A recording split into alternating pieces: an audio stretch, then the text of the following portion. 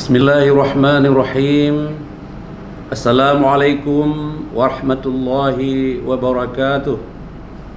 Saya Profesor Dr. Haji Warul Walidin AKMA, Rektor UIN Araniri, Kopelma Darussalam, Banda Aceh, mengucapkan selamat dan sukses atas penyelenggaraan Festival Ekonomi Syariah Aceh tahun 2020 dalam rangka mendorong program akselerasi ekonomi dan keuangan syariah di Aceh.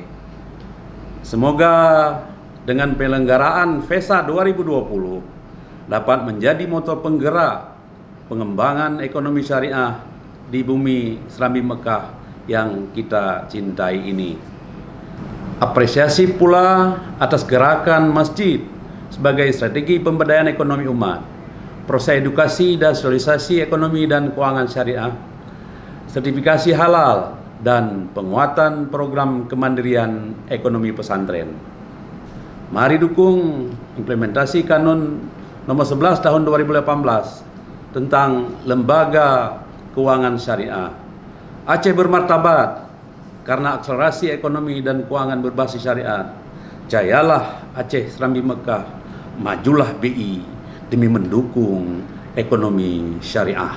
Wallahul muwaffiq ila aqwamit thariq. Wassalamualaikum warahmatullahi wabarakatuh.